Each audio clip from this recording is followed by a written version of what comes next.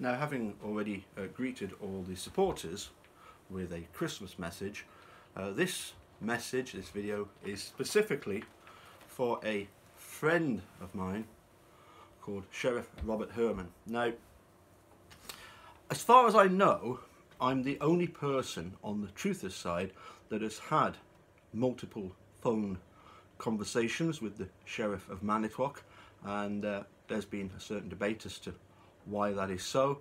I think it's just the fact that we actually, when we did phone, we were very civil to one another, very polite, and we seemed to get on reasonably well, to the extent whereby, you know, we were wishing each other things like happy weekend and looking forward to coming and visiting Scotland, etc, etc.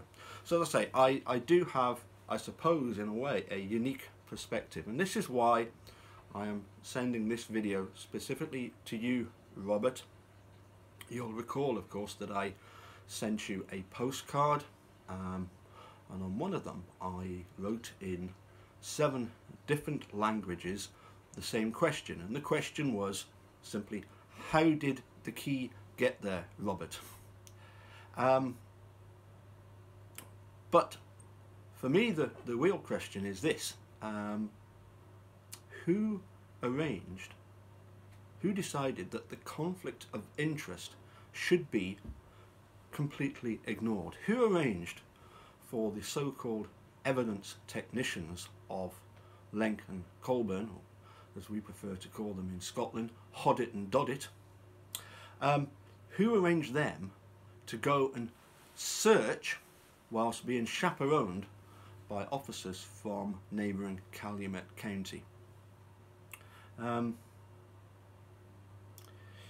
Who do we know that wrote a book slamming the previous district attorney and sheriff department, and then defending the integrity, the so-called integrity, of the 05 investigation?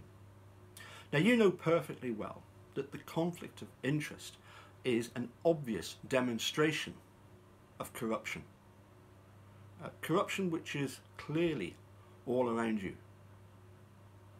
Now, my message to you is to look forward to 2018, and I'll start off with a question.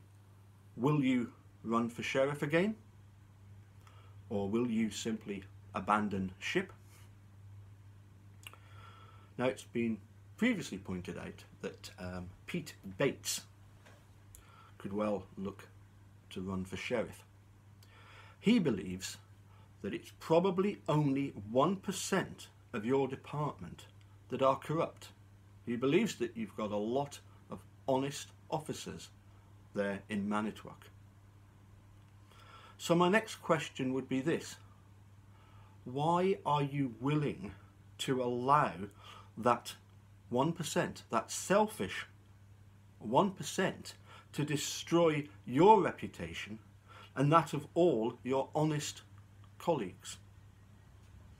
What pressures have been brought to bear on you, Robert? How could you possibly have any faith or trust in those in the upper hierarchy? Now, I hate to be cruel, but from what I've managed to understand of you, Robert, and I'm not going to pull my punches, I think in actual fact you are a complete and utter waste of space. But that's where you've got to be careful, because when they're looking for scapegoats, who's going to be number one that is superfluous to requirements? You can send me your answer on a postcard. You have my address.